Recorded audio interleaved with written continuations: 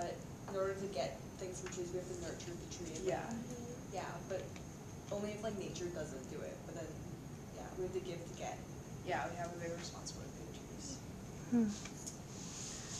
Yeah, so in a similar fashion to Taruya, artist Gabriela Albergaria has made it part of her work to use ancient grafting techniques. She's from Portugal, where I guess they do a lot of that, to create trees from trees or create works of art from trees. So one of her most prominent pieces is in Golden Gate Park actually right now, and she took an ill-fated tree that was set for being cut down, and she kind of saved it. So she made it this art installation in Golden Gate Park that actually does kind of resemble a tree in and of itself. So to me, what her work says is, or what it sort of implies, is the human control over nature, or the control that humans do have to nature. Simone talked about Ben David's Blackfield. I think that these are really similar works in that it's kind of both of these works show us like what we can do to help trees, and you were talking about how we have to nurture trees and stuff, so I think that's really important. So yeah, those are some examples of human connections to trees. So this is actually one of my favorite works in the entire exhibit. This is part of the main exhibit, and when I first saw it, like the educators get this thing called a checklist, and it has all the works in it, and I was like, something happened here, like it didn't print all the way, like they must have ran out of ink or something. But they didn't actually, that was just how it was actually meant to be. So this is called The Top of the Tree Gazed Upon by Anne Frank While Hiding, Amsterdam. So I'm going to read a quote from you guys, and this is from Anne Frank's diary, and I kind of just want you guys to look at the tree and listen to the quote and sort of feel what you feel. So she said, "For my favorite spot on the floor, I look up at the blue sky and the bare chestnut tree, on whose branches little raindrops shine, appearing like silver, and at the seagulls and other birds as they glide in on the wind. As long as this exists, I may live to see it, this sunshine, the cloudless skies. While this lasts, I cannot be unhappy." So just hearing this quote and seeing this work, how does hearing that quote and seeing this work affect you? Or, I don't know, how does it speak to the relationship that humans can have with trees? I mean, like, I feel like that was something that really helped her, even though she was in hiding, and I feel like she might have not been that happy to be in hiding, but, like, the tree kind of kept her going, maybe. Like, a sense of security, being secure, and having a personal connection, and I guess, like, a feeling of being safe. Yeah, like, something about, like, having a connection to nature, and how, like, when people cut themselves off, how, like, that's the idea, and yeah.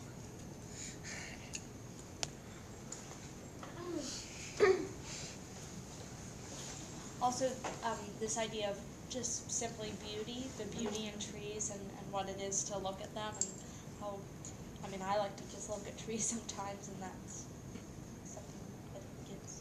Yeah. I saw the video, so this will be a video, and you'll be able to see it, and it's actually, the monitor will be up high, and it's to kind of be able to emulate that perspective. And so she's looking up at this window, and she's only seeing part of this tree, and you see just like subtle movements in the video, and it's on a loop. We're not even sure if there's like even birds or planes that fly by. Is there much activity in that? We're not sure, but just that idea that you're kind of below and looking up, and this gaze upward, and this kind of idea of hope. And subtle movement. I just think it's really, there's something peaceful in this like obviously not peaceful experience that she was dealing with. Wait, who was? Anne Frank. So Anne Frank was in hiding during the Holocaust. She was a young girl who was hiding. Maybe, sorry. And there's the Diary of Anne Frank, which is required reading in a bunch of schools. So. Well, like, I was thinking, like, maybe when she looked up at the tree, maybe she felt more hopeful, like, that some things will change, and, like, things will just, like, keep on growing and changing. Yeah. When I think of a tree, I think, like, almost like rooted down into the like ground, and it's stuck there forever, and wherever it's at, it's like that's there forever. It's also somewhat free, like it's leaves and it's like seeds and it's like things that they go far. And like sort of like Anne Frank, though she was like in hiding, she was still somewhat free.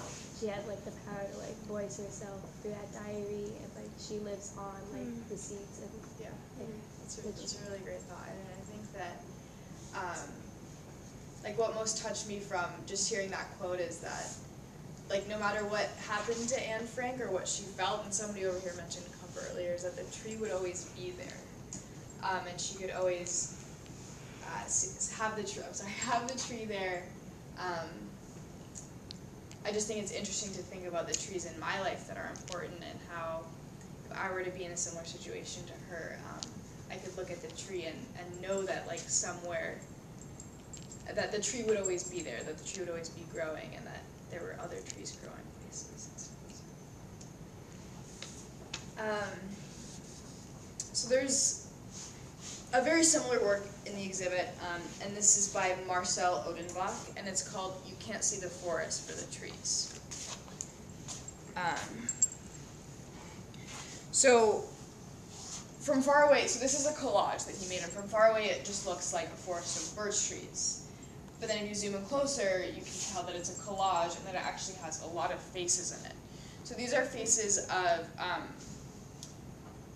important figures of Germany's past and people that are close to the artist.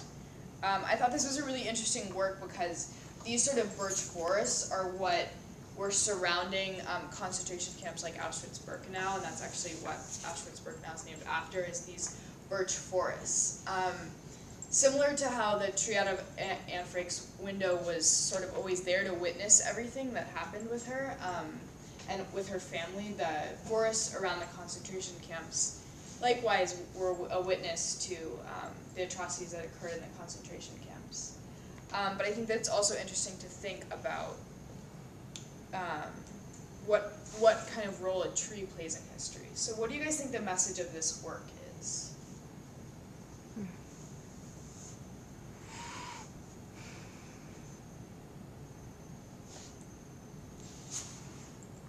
When you look from far away, all you see are just trees, something that's not alive, something that's not there.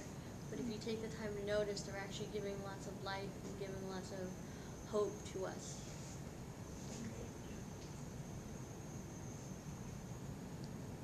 It makes me think of people often, myself included, say, well, why didn't someone do something to stop him? Or like, how could people just be, participating in, the war and genocide, or today, in any genocide that's happening? And that idea of just having this tunnel vision or just being in the moment and not being able to step out of either what you've been commanded to do or what everybody else is doing, and being the sheep and following the herd, but actually stepping back and looking at the big picture and seeing what's happening, and the human face of it too. I like that you said that, yeah. And to add on to that, the trees saw this happen but didn't say anything, of course, because they're trees.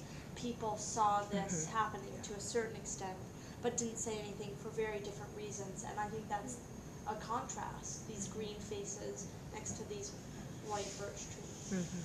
Yeah, I think that's a really interesting thought. There are many artists throughout the exhibit that sort of parallel humans and trees.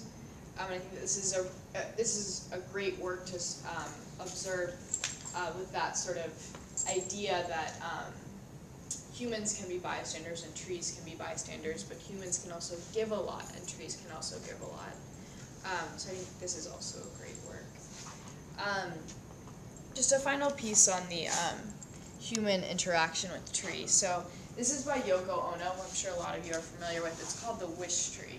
And this is a participatory installation, so patrons of the museum and just general passerbys are invited to write their wishes on a note and put it on the tree.